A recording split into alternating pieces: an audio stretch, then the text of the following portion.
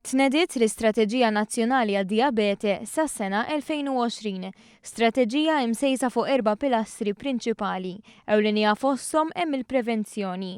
Id-Direttur għar-Riċerka u l-Informazzjoni dwar is-saħħa Neville Kallejja spjega li d-dokument huwa riżultat ta' xhur ta' ħidma saru fost oħrajn ta' ħdidiet ma' persuni affettwati.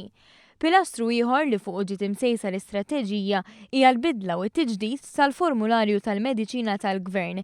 Infatti minn Jannar se jiżdiedu żewġ mediċini ġodda fil-formularju tal-Gvern, warahom għandhom isegwu oħrajn. Dawn se jiswew lill-Gvern 3 miljun euro fis-sena. Għandna pazjenti li jixtiequ jikkontrollaw is-sokkor, m'għandhomx forsi għalfejn imorru għall-insulina għall-injections biex niftehmu u jistgħu jinqdew b'għodot li jeżistu diġà barra minn Malta imma u anke fis-suq Malti, fis-suq privat Malti ilhom jeżistu, imma l-Gvern kien għadu mhux qed joffrihom fuq fl-ispiżerijiet tiegħu.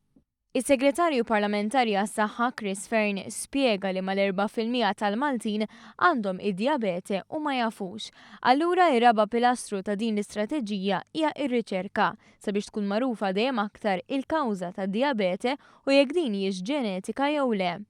Xi ħaġa oħra li spjegat f'din l-istrateġija hija Diabetes Information System, sistema li se tidħol fis-seħħ sena u nofs oħra li se tipprovdi metodu online b'informazzjoni għat-tobba u l-professjonisti fejn ikun hemm l-informazzjoni kollha relatata mal-pazjent u l-mediċini li dan ikun qed jieħu. Dan kollu bilan li tingħata kura tal-aqwa kwalità. Għall-pazjenti tagħna din tfisser kura aħjar, kura aktar fil-pront, aktar miżuri fuq prevenzjoni biex nippruvaw innaqsu id-diabete li f'Malta hija rata għoli ħafna. Ħandaħlu mediċini ġodda, mill-bidu ta' sena d-dieħla ħajkonna mediċini ġodda l-pazjenti li batu bid-diabete, ħanżidu n-numru ta' sticks li huma available, kif ukoll ħanipprovdu servizzi ġodda fil-kliniċi tagħna kemm fl-isptarijiet kif ukoll fil-komunità.